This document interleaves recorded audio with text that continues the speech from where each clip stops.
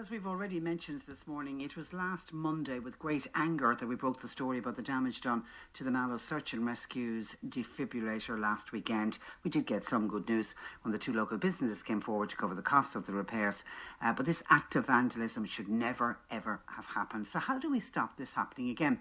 Joining me to discuss possible legislation that could address the issue is Fianna Fáil Senator Dr. Keith Swanick, who joins me. Good morning to you, Keith. Good morning. And you're welcome. You've published the Life-Saving Equipment Bill 2017. Tell me what it contains. Yes, Patricia. Basically, this bill is the new bill which makes it an offence to tamper with or damage life-saving equipment like lifebuoys or defibrillators. And I suppose I've been campaigning on this issue for many years. I'm a GP. I live in a maritime community here in Belmullet in County Mayo, so I spend a lot of time on the water, and of course I would have been involved in the rescue of R116. So it's something I feel really strongly about, and we've been seeing many examples of this, of damage to life-saving equipment over the past few months. It's nearly occurring on a weekly basis. Obviously you had your own incident in Mallow. Recently, last week, there was one in Kilcogie in County Cavan. 2 weeks ago in Clune in County Leitrim, a defibrillator was damaged. So last Christmas then, really what happened, it was the genesis of the bill when we saw a defibrillator being damaged in Arklow, being pulled off the wall.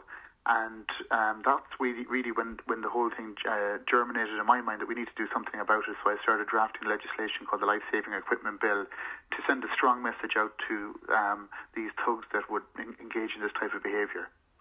And it's a mindless act of vandalism. I mean, there's nothing to be gained for the person doing the act. They're not going to, it's not that they're breaking into a shop and they're going home with a load of jewellery or whatever. They've nothing to gain. Absolutely, and they really need to understand that this is not the same as defacing a park bench. This is not the same as pulling a bin off the wall. These really are important pieces of equipment, and obviously people need them in their most dire hour of need.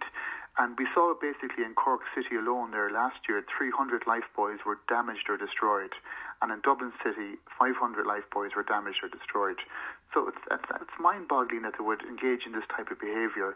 And it saddens me as well, by the way, because, as you know, most of these pieces of equipment are put there by voluntary groups. Yeah. And really, it's an affront to the volunteers who go around with their buckets collecting money. It's an affront to emergency workers or volunteers like the Order of Malta or community first responders. I'm very involved with the RNLI here in Belmullet and the Coast Guard. So these people put their lives at risk. So not only is it an affront to the people who collect the money, it's actually also an affront to the volunteers who put their lives at risk. And really, as a nation, we are a nation of givers, and we have great nature in us. And really, by their actions, it's really an affront to Irish society as a whole. And it's something that we really have to stop. We need a strong message, a deterrent message to say, look, if you do this, you're going to get caught, and you're going to go to jail, or you're going to get a very hefty fine. You've got an online petition going on, Keith, that people are really supporting. Yeah, I've been surprised. I started this petition. In an effort to put pressure on the government. I was hoping to get 1,000 or 2,000 signatures, and we're up at 16,000 already. Wow. So it's fantastic. And I've been getting a lot of cross-party support from TDs and senators. I had a public an information day for Oireachtas members there a few months back, and it was a great turnout. And I got great support. So I'm really hoping that we'll get cross-party support for this now when I introduce it in 2 or 3 weeks' time into the Shannon. Yeah, it gets debated, isn't it? That's what happens. Yeah, we'll move it through the stages in the Shannon. And, all going well, if the government backs it, and hopefully they will, we could have it through the Shannon by Christmas.